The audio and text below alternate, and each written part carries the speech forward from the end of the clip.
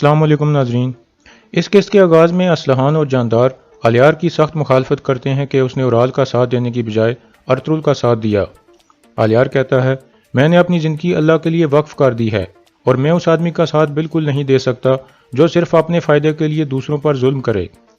दूसरी तरफ तुरगत उराल के पास आकर कहता है, अब हिसाब देने का वक्त आ गया है उराल, मैं तुम्हें सजा दे देता लेकिन तुम अर्तुल साहब को दबा दो। उराल कहता है, तुमने अभी तक मेरी असल ताकत नहीं देखी, तुम क्या समझते हो कि मुझे यहाँ बांध कर सब ठीक हो गया है। तुरगत कहता है, एक कुत्ता जो अपनी मौत के किनारे पर हो वो बहुत शिद्दत से भौंकता है, आप भौंकते रहो। उराल कहता है, जब मैं यहाँ से निकलूंगा तो तुम्हारा गंदा सार उतार दूंगा। ये सुनकर तुरगत गुस्से में आ जाता है, लेकिन इतने में अलियार वहाँ पहुँचता है और कहता है, वक्त आ गया है भाइयों, चलो चलें। फिर तुरगत और दुआन उसकी हाथ खोलने लगते हैं। दूसरी तरफ असलहान भी चोलपन के खेमे में आकर कहती है, वक्त आ गया है भाभी। फिर असलहान उसके हाथ बांध देती है। बाहर तुरगत उराल को खींच खींच कर ला रहा था। इस दौरान कबीले के लोग कह रहे थे, हमारे उराल साहब को छोड़ दो, ये कातिल नहीं है। जानदार भी अपने खेमे से बाहर आ जाता है। उराल और चोलपन को मरकजी खेमे के सामने लाया जाता है। इस दौरान उराल चोलपन को कहता है, ये आखिरी रात थी जो हमने एक दूसरे के बगैर गुजारी, इसके बाद मौत भी हम दोनों को जुदा नहीं रख सकेगी। चोलपन लगातार रो रही थी। इसके बाद सिपाही उन दोनों को खींचकर हनली बाजार की तरफ रवाना हो जाते हैं जहां अदालत लगाई जानी थी। दूसरी तरफ हनली बाजार में सिक्योरिटी के सख्त इंतजामात किए गए थे। अंदर हलीमा अर्तुल के पास आकर कहती है, मुझे लगता है कि कोपिक उराल को बचाने की कोशिश करेगा। अर्तुल कहता है, अब वो इंसाफ को धोखा नहीं दे सकेंगे हलीमा, उस फितनाबाज उराल का अब खात्मा होने वाला है। अगर कोपिक ने उसको बचाने की कोशिश भी की तो फिर भी इंसाफ होगा। मैंने उनके लिए एक ऐसा सरप्राइज तैयार किया है जिससे हर कोई हैरान हो जाएगा। दूसरी तरफ किले में वैसूलियस पैतरस को कहता है, आज हनली बाजार में उराल और लस्कारिस का मुकदमा चलाया जाएगा, फिर उनको सजा देने के लिए कोनिया ले जाया जाएगा। तुम रास्ते में उनके लिए जाल बिछाओगे और दोनों को पकड़कर यहाँ लाओगे। पैतरस कहता है, ठीक है जनाब, मैं अपने आदमी लेकर वहाँ पहुँच जाऊँगा। फिर पैतरस वहाँ से चला जाता है और हेलेना अंदर दाखिल होती है।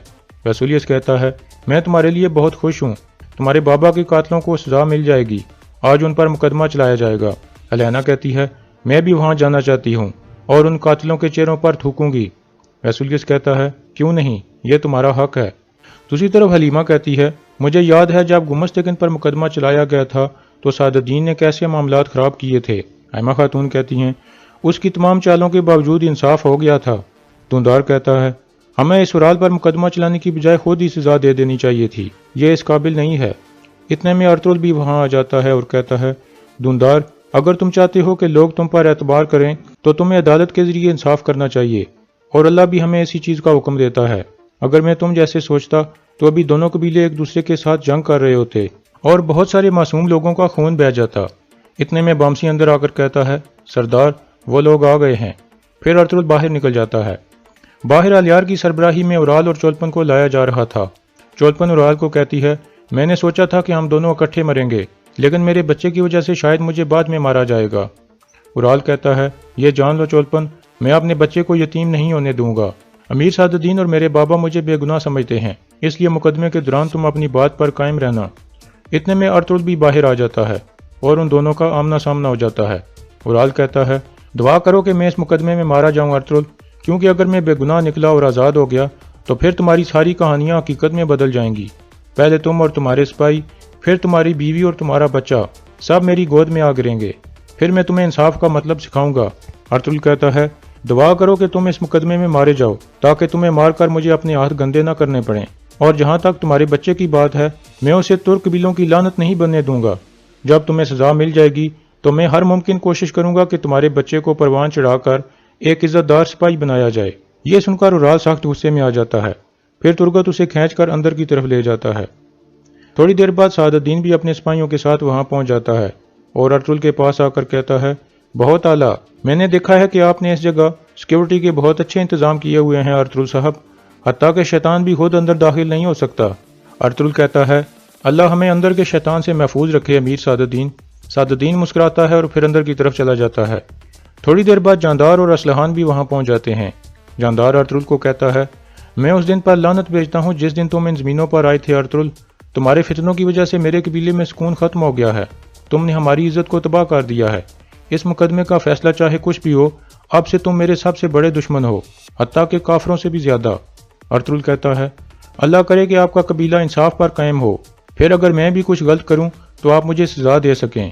پھر اسلحان کہتی ہے میرا بھائی قاتل نہیں ہے، آپ نے ہمیں بہت زیادہ دکھ پہنچایا ہے ارطغرل صاحب، اللہ آپ سے اس کا حساب لے۔ پھر وہ اندر کی طرف چل پڑتے ہیں۔ اس کے بعد ارطغرل بھی اندر کی طرف چلا جاتا ہے۔ کچھ دیر بعد گھوڑوں پر سوار 3 آدمی ہنلی بازار میں پہنچ جاتے ہیں۔ اندر سب لوگ اپنی اپنی جگہ پر بیٹھ جاتے ہیں۔ اتنے میں ہلینا اور ویسولیس بھی وہاں پہنچ جاتے ہیں۔ تھوڑی دیر بعد سعد الدین اندر داخل ہوتا ہے تو سب کھڑے ہو کر اس کا استقبال کرتے ہیں۔ پھر وہ سامنے کھڑا ہو کر سب کو بیٹھنے کو کہتا ہے اور سب سے مخاطب ہو کر کہتا ہے آج ہم جس مقدمے کے لیے اکٹھے ہوئے ہیں وہ نہ صرف 2 قبیلوں کے درمیان ہے بلکہ 2 ریاستوں کے درمیان بھی ہے۔ اسی وجہ سے میں نے مرحوم گورنر کی بیٹی اور کارا جیسر کے عظیم کمانڈر ویسولیس کو بھی دعوت دی تھی۔ انشاءاللہ یہ مقدمہ دونوں قبیلوں اور دونوں ریاستوں کے درمیان دشمنی کو ختم کر دے گا۔ پھر وہ نیچے بیٹھ جاتا ہے۔ ایک سپاہی اسے قاضی والی بڑی سی ٹوپی دے دیتا ہے، لیکن عین اس وقت 3 آدمی اندر داخل ہو جاتے ہیں۔ ایک آدمی کہتا ہے امیر سعد الدین صاحب۔ سعد الدین حیران ہو کر پوچھتا ہے کون ہیں آپ لوگ؟ وہ آدمی کہتا ہے سلطان علاء الدین کے حکم پر میں اس مقدمے کا قاضی لگایا گیا ہوں۔ یہ سن کر سب حیران ہو جاتے ہیں۔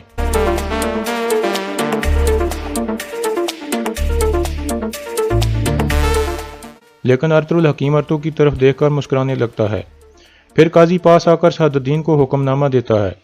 حکم نامہ پڑھنے کے بعد سعد الدین کہتا ہے میں سلطان کے فیصلے کی عزت کرتا ہوں، یہ میرے لیے شرف کی بات ہوگی کہ میں یہ مشکل ذمہ داری آپ کو سونپ دوں۔ پھر وہ ٹوپی قاضی کو دے دیتا ہے اور خود اپنی ٹوپی پہن کر ایک طرف ہو جاتا ہے۔ قاضی کے آس پاس 2 آدمی بیٹھ جاتے ہیں جو اس کے ساتھ آئے تھے۔ اتنے میں ترگت لسکارس کو بھی پکڑ کر وہاں لے آتا ہے۔ ہلینا اسے دیکھ کر غصے میں آ جاتی ہے اور کہتی ہے قاتل، لعنت ہو تمہارے اوپر۔ لسکارس کو اورال اور چولپن کے ساتھ بٹھا دیا جاتا ہے۔ پھر مقدمہ شروع ہو جاتا ہے۔ سب سے پہلے ارطغرل کہتا ہے قاضی صاحب، ثبوت کے طور پر میں یہ تیر اور کمان پیش کرنا چاہتا ہوں جو لسکارس کے خیمے سے الیار صاحب کی موجودگی میں ملے تھے۔ پھر ایک سپاہی وہ تیر کمان اٹھا کر قاضی کے سامنے رکھ دیتا ہے۔ ارطغرل کہتا ہے گورنر پر جو تیر چلایا گیا تھا وہ بھی اس میں موجود ہے۔ تینوں قاضی وہ تیر دیکھنے لگتے ہیں اور تینوں باری باری کہتے ہیں یہ تیر ایک جیسے ہیں۔ پھر قاضی لسکارس سے پوچھتا ہے ارطغرل صاحب نے جو کہا ہے کیا وہ صحیح ہے؟ لسکارس کہتا ہے یہ سب سچ ہے، میں نے گورنر کو اسی تیر کمان سے نشانہ بنایا تھا اور یہ حکم مجھے اورال نے دیا تھا۔ اورال کہتا ہے یہ جھوٹ ہے قاضی صاحب، یہ سب جھوٹ ہے۔ یہ سن کر ہلینا کھڑی ہو جاتی ہے اور کہتی ہے قاتلو، تم لوگوں کا حساب ضرور ہوگا، لعنت ہے تم پر، تم نے میرے بابا کو مار دیا۔ یہ کہہ کر وہ روتی ہوئی باہر چلی جاتی ہے۔ بامسی بھی اٹھ کر اس کے پیچھے چلا جاتا ہے۔ پھر اورال کہتا ہے میں اور میری بیوی ان الزاموں کو مسترد کرتے ہیں۔ یہ ثبوت ثابت کرتا ہے کہ لسکارس قاتل ہے، لیکن یہ ثابت نہیں کرتا کہ میرا اس کے ساتھ کوئی لینا دینا ہے۔ قاضی کہتا ہے لسکارس کا یہ بھی کہنا ہے کہ آپ نے ارطغرل صاحب، ان کی بیوی اور بچے، حتیٰ کہ اپنی بہن اسلحان کو بھی قتل کرنے کی کوشش کی تھی، اور اس کے علاوہ ٹوکٹا مش صاحب اور آئیبوک خاتون کو آپ نے چولپن کے ساتھ مل کر قتل کیا تھا۔ کیا یہ سب جھوٹ ہیں اورال صاحب؟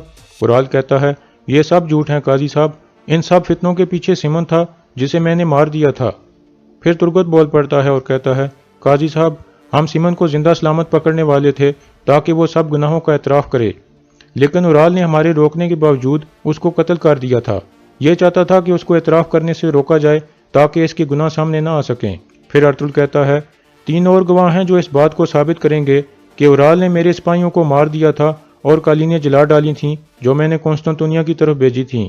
وہ گواہ یہ ہیں الیار صاحب، جاندار صاحب اور سپاہی کتلوجا۔ سب سے پہلے قاضی الیار سے پوچھتا ہے کیا ارطغرل صاحب سچ کہہ رہے ہیں؟ الیار کہتا ہے یہ سچ ہے۔ پھر قاضی کتلوجا سے پوچھتا ہے کیا یہ سچ ہے کتلوجا؟ کتلوجا بھی کہتا ہے یہ سچ ہے قاضی صاحب۔ پھر قاضی جاندار سے پوچھتا ہے آپ کیا کہتے ہیں جاندار صاحب؟